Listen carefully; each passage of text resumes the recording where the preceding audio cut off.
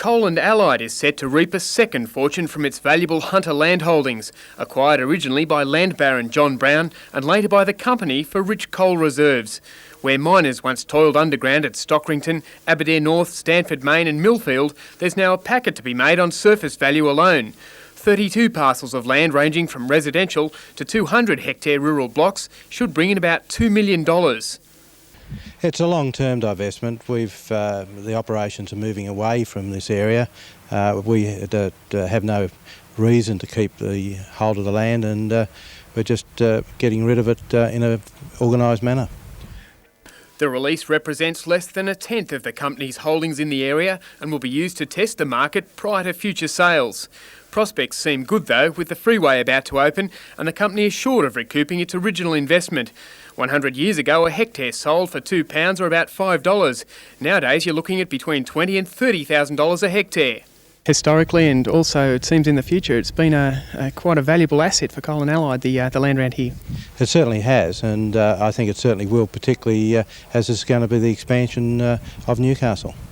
The land will be auctioned at the historic Richmond Vale Colliery in a month's time. Andrew Lobb reporting, NBN News.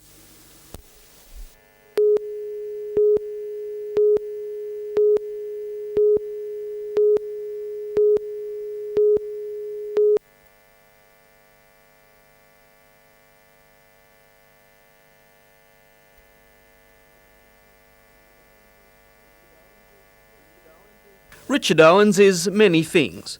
A millionaire businessman who grew up as part of a supermarket empire, a former member of the Australian Opera, and a hopeless nostalgia buff.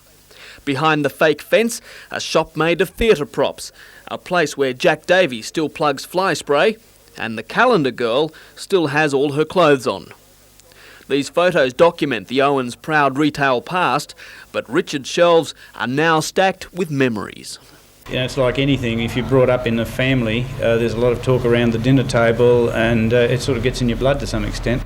Ah, the days before supermarkets and self-serve, when you cleaned your teeth with creme de menthe. It took 25 years of conscientious collecting, Richard's prized possession, an enormous Arnott's mirror, its surface as crazed as a Campbell's executive. The Market Museum will be open on weekends. Richard's still wondering just who will be interested. Well, I guess the older people will look at it nostalgically. I'll be interested to see what younger people think about it.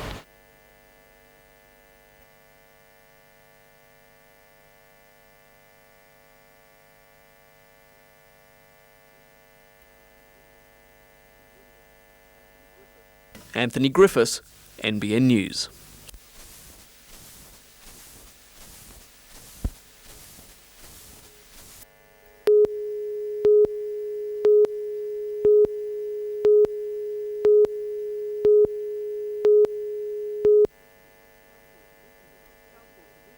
Council commissioned a report investigating the perceived problems in Derby Street, namely traffic congestion on a busy and narrow road.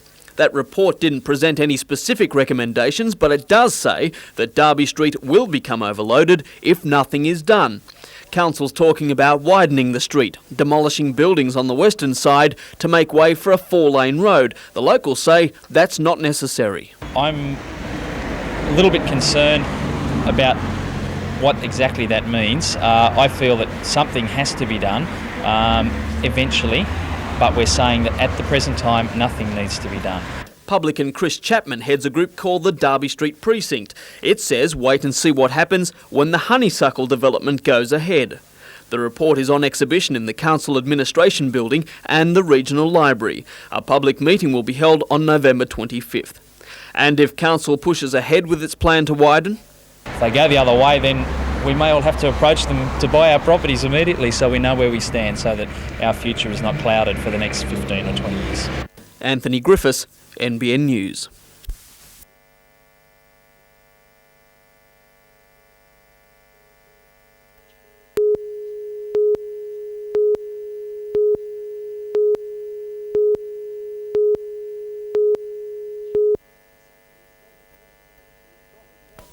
Soft porn magazines may be designed to titillate, but all they're arousing in Maitland City Council Alderman Jennifer Rolls is disgust.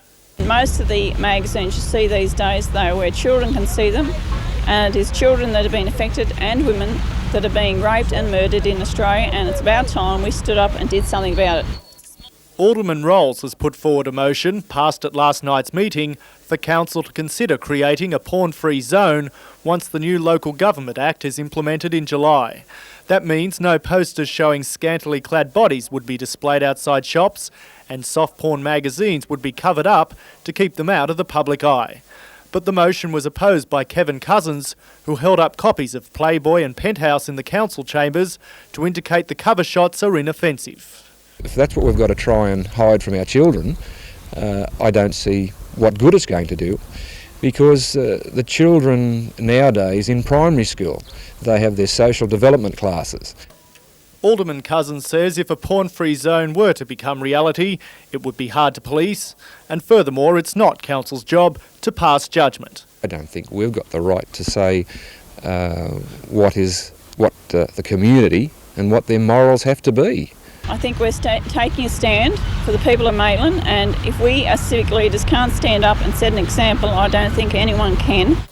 Despite an anti-porn rally in Maitland Mall recently, one newsagent doubts whether many people want the covers thrown over soft porn. After the march last week, I talked to several customers, and the thousands that were supposed to have marched turned out to be about 40 people, so if they call that a majority, well, I give up.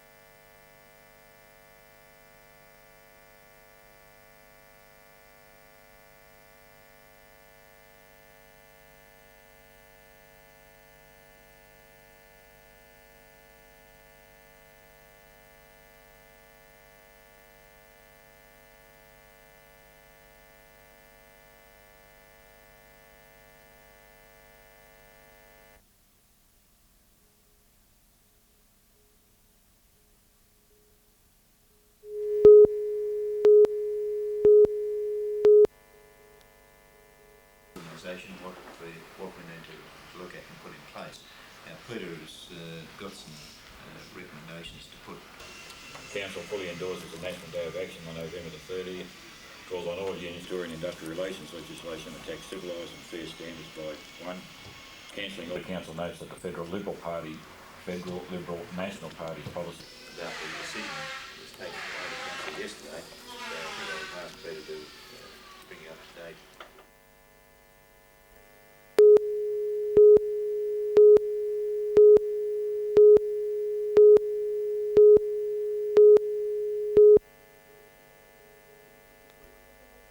It was a group of 11 proud TAFE students who handed over ownership of the cottages they've spent the past 8 months building.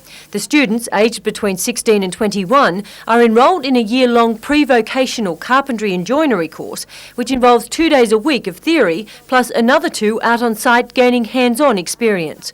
While some construction work was subcontracted out, the students were responsible for building the house footings and framework, plus the fences and laying the paths. It's this kind of experience that makes the students attractive to building companies offering apprenticeships. With regards to safety aspects, general knowledge of the trade course, how the building goes together is all to the benefit of the employer, so the employer is not having to spend as much time with the student as far as training them is concerned. Mr Barnett says the course has been running for 20 years. In that time, every house in the street has been built by students. Catherine Lamond, NBN News.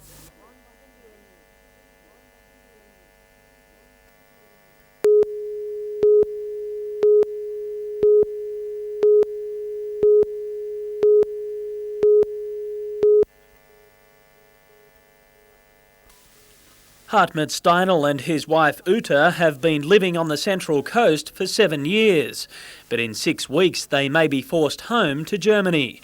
The couple applied for permanent residency in 1988 and have managed to stay in Australia only through a special work visa, which expires on December 31st.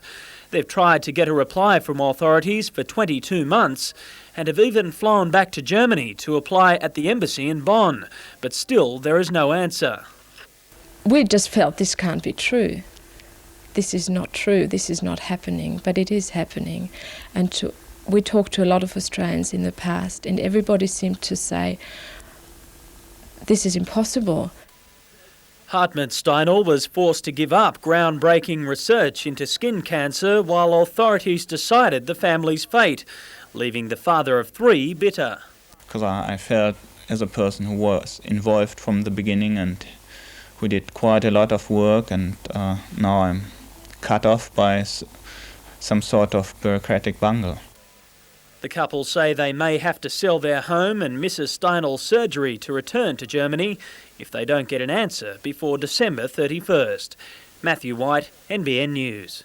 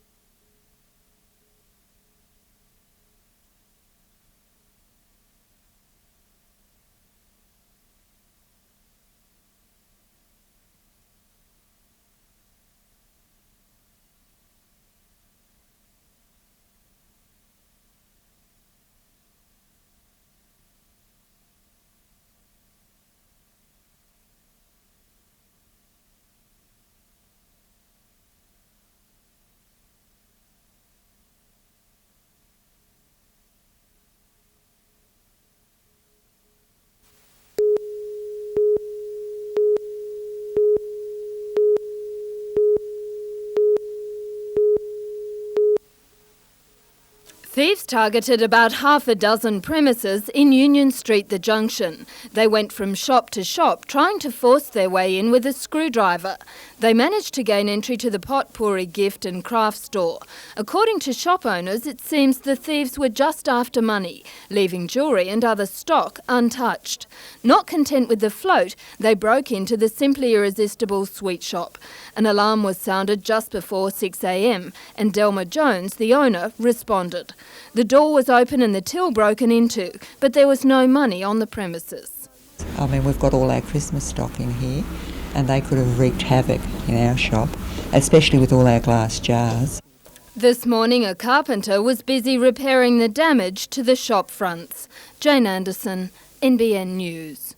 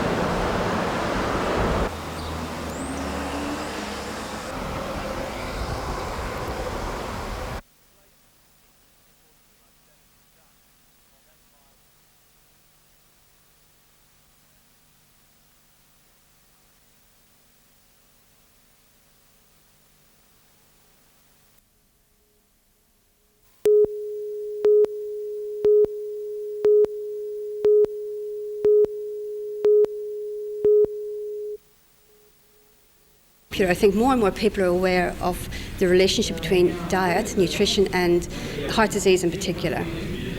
I think there's still room for improvement. We know that heart disease is still the #1 killer in Australia. An increased awareness of this has led to a greater community demand for healthier eating alternatives. As a result, Newcastle City Council, the National Heart Foundation and Hunter Area Health have jointly established a Healthy Eats program. Today, the first 6 Healthy Eats restaurants were accredited. The plan is to have 30 within the next 12 months. To qualify, a restaurant signs a legal agreement to satisfy 3 main requirements, these being to maintain a high standard of hygiene, provide low-fat food choices in all courses and reserve a third of its dining area as non-smoking. These all high priorities in a preliminary survey. When people go out for dinner all the time, I'll be getting people requests for vegetarian meals or low cholesterol meals all the time. Of course, those wanting to indulge are still catered for, but remember it's on your conscience and possibly your waste. Approved restaurants will display Healthy Eats signs and will be subject to regular checks from health surveyors.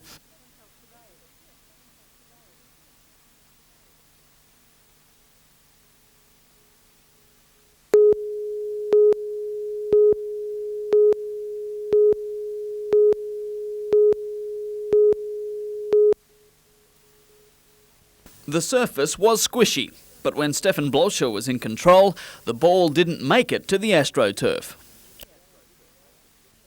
The Germans' juggling act sparked a series of copycat capers, the kids in awe of the man who played his first game for his country at the age of 19. First international for Germany was 78, and since this time I'm playing in the German national team, over 259 caps for my country. Yeah. His coaching partner today, Ashley Carey, a member of Australia's silver medal winning Olympic team. Tired, but still enthusiastic. After the Olympics it was very tiring because of the training went into preparing for the Olympics. So now it's still enjoying, but you enjoy the kids, they love it. The enthusiasm's there from the kids and that certainly flows onto yourself, I think. Stefan was part of the German side which beat the Aussies at Barcelona. To win the gold medal, it's always a good thing, yeah. The emphasis today wasn't so much on skills, more on providing the kids with some inspiration. Stefan is currently playing in Australia with Brisbane's National League side. Anthony Griffiths, NBN News.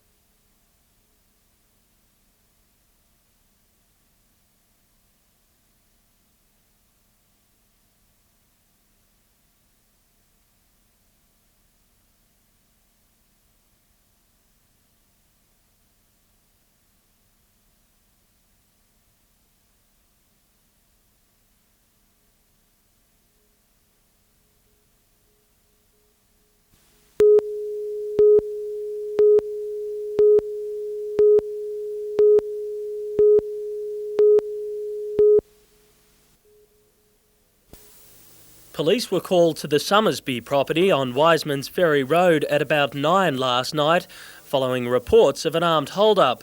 A 47-year-old man and his de facto wife were forced to the floor of their farmhouse after answering a knock on the door.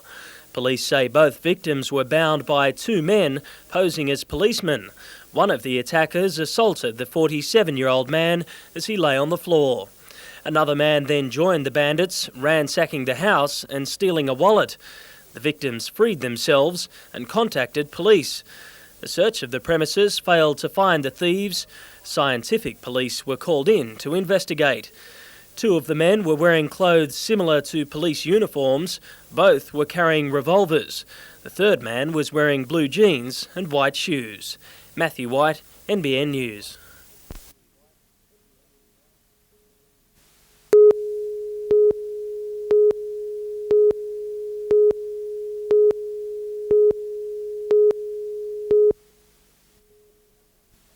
At the New Vale Colliery south of Newcastle, a group of 10 miners descended into the earth this afternoon to produce not coal, but history, by launching a sit-in. In the Hunter Valley, this is the first. We did have one at a Preston Extended up in the Gunnedah region, but this is the first for the Hunter Valley. Newvale is listed for closure, and another state mine nearby, Awabba, is about to shed 83 jobs. The miners' union wants a moratorium placed on those cutbacks, plus an ICAC inquiry into the government's now abandoned attempt to privatise all 8 state mines. A rally outside Parliament House yesterday was met with silence, so now the miners are taking their fight to the coalface with no intention of returning to the surface until they get answers. Unless we get to Parliament House, get something off them, we're prepared to stop here as long as it takes. Both the miners' union and the state opposition says the job cuts won't end here.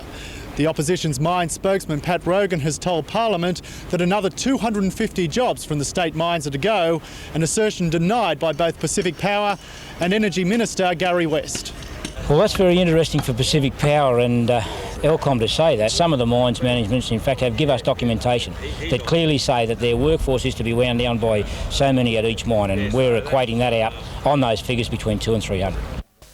While a pit-top support camp was set up, surprised families were told their husbands and fathers won't be home for dinner. Were you aware that Steve was going underground in this sit-in? No, I wasn't, till about 20 minutes ago. And what do you think about his participation in it? Well, if it means getting his job, keeping his job, I'm all for it. Scott Bevan, NBN News.